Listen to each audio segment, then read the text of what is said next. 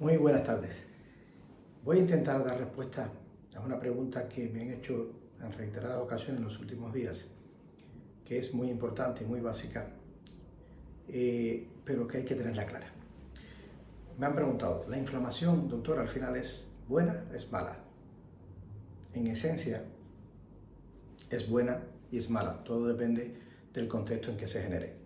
La inflamación es importantísima como proceso de defensa celular. Si nosotros tenemos una célula que está sufriendo una noxa, un elemento que le hace daño, que puede ser una infección, un virus, una bacteria, un hongo, un traumatismo, un cambio brusco de temperatura, por ejemplo, un estado elementalmente tóxico.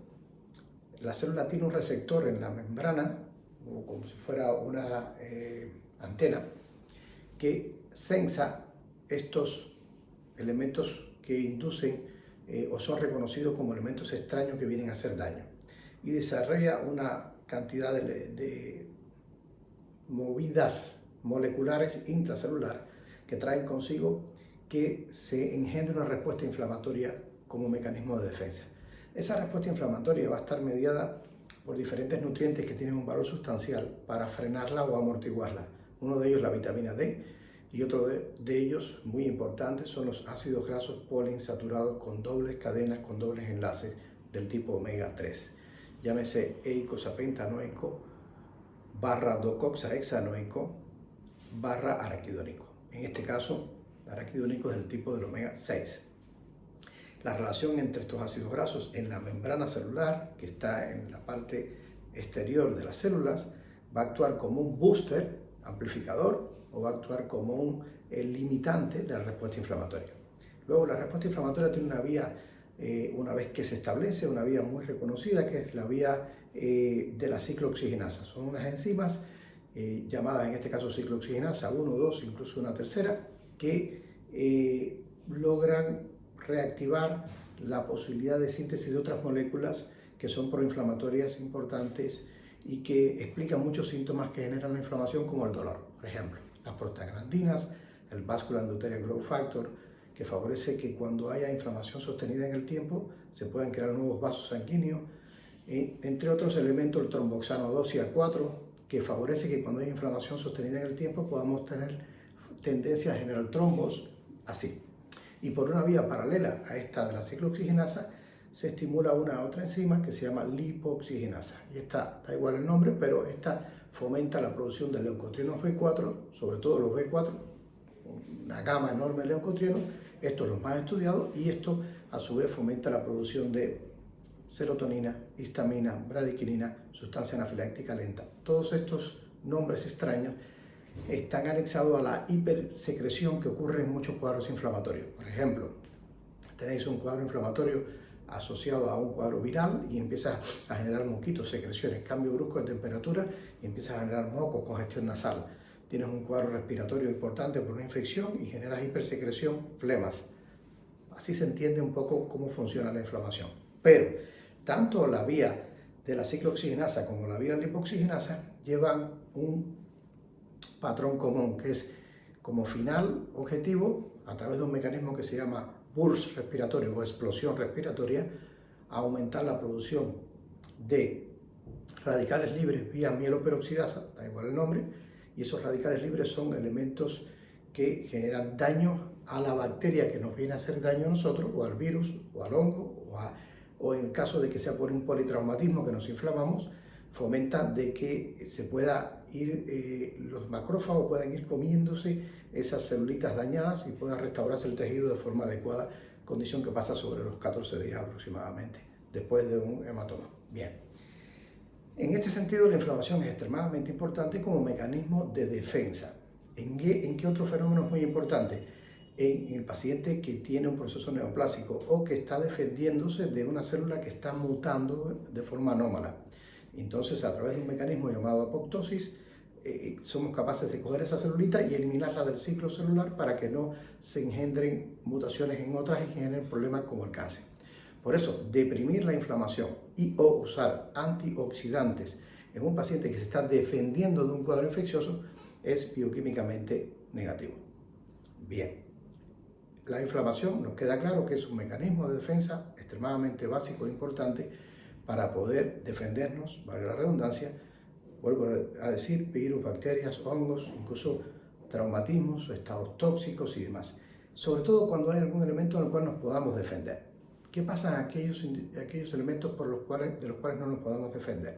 Por ejemplo, si tenemos un estado de toxicidad per se, los que vivimos en un ambiente tóxico por excelencia, si estamos constantemente cambiando de temperatura de forma muy marcada, si realmente tenemos algún cuadro de este tipo, tenemos una autoinmunidad, por ejemplo, tenemos una enfermedad que reconoce como un órgano extraño a un órgano nuestro y a través de la inflamación lo ataca y produce radicales libres, en este caso la inflamación se convierte en un elemento negativo, porque deteriora el tejido que ataque, sin lugar a duda, y cuando no hay alguien externo, en este caso no hay virus, no hay bacterias, no hay hongos, empieza a dañarnos a nosotros mismos. ¿Y dónde daña? Justamente en esa membrana que yo les comenté, donde hay una bicapa de lípidos, donde están estos ácidos grasos que o aceleran o disminuyen la respuesta inflamatoria.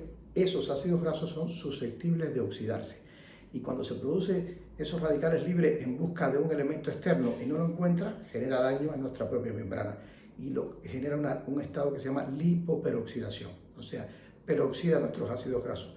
Eso hace que la membrana se ponga rígida y eso dificulta evidentemente la propia actividad celular. Y además de eso, genera problemas múltiples que habría que hacer un seminario para explicarlo, pero en esencia, esa rigidez de las membranas está anexado al desarrollo de enfermedades cardiovasculares, por ejemplo, de una forma sumamente importante. Por eso es que cuando la inflamación se vuelve un arma negativa, es cuando se hace crónica en el tiempo y cuando no sucede secundariamente un elemento infeccioso o un elemento literalmente que sea eliminable por el sistema inmune. Entonces es nuestro organismo quien paga el precio de estar inflamado per se. Se le llama inflamación crónica de bajo grado. O sea, aquellos individuos que mantienen un nivel de inflamación por encima de la media de forma sostenida en el tiempo, que no genera un síntoma clínico específico, no genera dolor, no genera edema, o sea, hinchazón, no genera rubor, típicos signos de inflamación aguda cuando nos damos un golpe, eso no se genera. Literalmente, uno de los targets, de los objetivos que tiene esa inflamación negativa en el tiempo, a merced de generar este daño a nivel de la membrana celular, es oxidar nuestro propio colesterol, por ejemplo. La oxidación del colesterol fomenta la producción de enfermedades cardiovasculares por la vía de las placas ateromatosas. Bien, ¿solamente hace daño en la membrana y en el colesterol? No. Si esa inflamación es importante, puede pasar la célula al interior de la célula y afectar la propia mitocondria, que es la organela que se encarga de producir energía. Por tanto, estaríamos cansados, agotados, limitados, con poca capacidad de producción energética. Y la energía para las células es equivalente a tener recursos económicos en una familia para poder generar los gastos necesarios para mantenernos de forma adecuada. Bien, por tanto, un ambiente celular en el cual los niveles de energía están bajitos, están generando un estado propenso a generar una inflamación, pero a generar patologías asociadas. Y si ya las tienes, difícilmente te vas a recuperar. También puede oxidar el propio núcleo celular.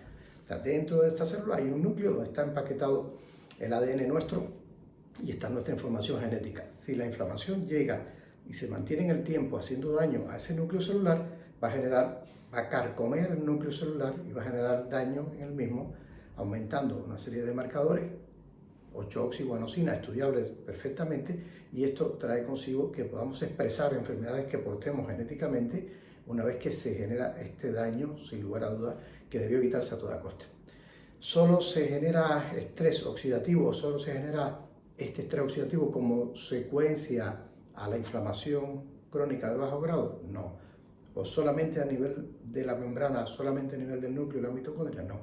Hay un estrés oxidativo intracelular importante, para el cual, por suerte, contamos con 3 enzimas que ayudan a balancear este estrés oxidativo y que esas 3 enzimas tienen una actividad muy importante en etapas iniciales de la vida y en la adolescencia y el adulto joven, y después de los 40 años empiezan a mermar su actividad, razón por la cual después de los 40 empiezan a aparecer sintomatologías, molestias, y hay que intentar cuidarse tanto como se pueda para no llegar ahí. Estas 3 enzimas se llaman superóxido dismutasa, citoplasmática mitocondrial, glutatión peroxidasa y catalasa. En esencia, no importan los nombres, pero estas 3 ayudan a compensar esta oxidación acelerada cuando hay una inflamación per se en el tiempo. Bien, y estas 3 enzimas que nosotros podemos intentar mantener en mejores condiciones se depauperan o disminuyen después de los 40 años. Y en la medida que vamos teniendo más años, tienden a ir a peor. Por tanto, es importante que el estilo de vida favorezca un estilo de vida antiinflamatorio por excelencia. ¿Cuál es una de las primeras causas de inflamación sostenida en el tiempo? La inadecuada alimentación. O sea, la ingesta de alimentos con alta carga glucémica, con altos niveles de azúcares y almidones, potencian una respuesta inflamatoria del organismo, aumentando la síntesis propia de un ácido graso poliinsaturado llamado ácido araquidónico, que es matriz importante para que se genere inflamación. Bien, también la alimentación. Hay alimentos múltiples, varios, que son muy ricos en ácido araquidónico, la yema de huevo, por ejemplo, el queso curado, las carnes rojas ricas en grasa, por ejemplo, que son ricas en ácido araquidónico, y este ácido araquidónico, vuelvo repito, si se une justamente a la síntesis endógena del individuo, más lo que tú aportas externamente, el ratio entre araquidónico y estos otros ácidos grasos omega 3, en este caso muy buenos o moduladores de la inflamación, va a traer consigo que predomine el ácido araquidónico, y esto actúa como booster inflamatorio sostenido en el tiempo.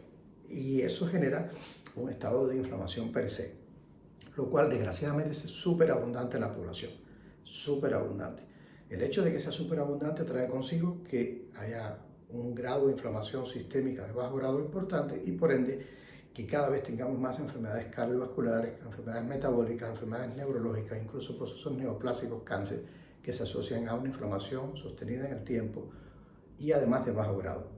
Esta inflamación hay que llamar la atención en que tiene un target muy marcado. Ya le dijimos ya la membrana por un lado, el núcleo por otro, la mitocondria, el citoplasma, el interior celular. Pero los órganos que son muy ricos en grasa, como el cerebro, que el 60% del cerebro es grasa, del cual el 40% de ese 60% es DHA, es un tipo de omega 3 que es susceptible de oxidarse, entre otros ácidos grasos. Entonces, es un objetivo fundamental de la inflamación sostenida en el tiempo. Los individuos que tienen un nivel de inflamación muy alto en el tiempo empiezan a generar daños en su sistema de neurocognición. Y esto es muy importante porque deteriora de forma crucial la función neurológica del individuo con eslabones tan sencillos como la memoria a corto plazo, como la capacidad de represa neuronal, con la capacidad retentiva, la capacidad de focalizar. Y muchas veces asociamos esto a la edad. Y la edad no es la causa. Como dice nuestro querido amigo Felipe Isidro, envejecemos por los daños y no tanto por los años. Tengámoslo en cuenta, la inflamación es buena en etapa inicial y fase aguda para defendernos, siempre que haya un elemento externo y o algo que podamos literalmente destruir o recuperar con la inflamación. Infección viral, bacteriana, micótica, un traumatismo, un individuo que tiene una predisposición a desarrollar un proceso oncológico. Ahí la inflamación es importantísima. No podemos atenuarla, no usar antioxidantes en esos individuos, sobre todo antioxidantes potentes, porque vamos a atenuar la respuesta inflamatoria final, que es la producción de radicales libres. En los individuos que están en el otro extremo, que hay una inflamación crónica de bajo grado sostenida en el tiempo, donde hay una hiperproducción de radicales libres sostenida en el tiempo, valga la redundancia, en estos sí es plausible utilizar algún antioxidante específico, sobre todo si tenemos la capacidad de estudiar dónde está siendo más susceptible de oxidarse secundariamente este fenómeno, que es archiconocido. Es muy difícil que hoy pueda haber una patología que se escape al valor que tiene la inflamación en el organismo. Hay otras causas de inflamación que fundamentalmente están asociadas hoy en día al tubo digestivo. Aquellos pacientes que tienen disbiosis intestinal frecuentemente tienen gran patrón inflamatorio asociado a lo que dije anteriormente. Por tanto, hay que tener en cuenta que la inflamación, ni mala ni buena, buena cuando hace falta en fase aguda, sin lugar a duda, y negativa y fatal y un desastre, y muy propatología cuando se mantiene en el tiempo, por mucho tiempo, valga la redundancia, y no somos capaces de modular los factores que la producen. Lo ideal no es tener que atajarla, lo ideal es poder tener un ambiente, o sea, poder tener un estilo de vida que no sea proinflamatorio. Y para eso ya dimos directrices. Espero haber cumplido. Gracias. Seguimos.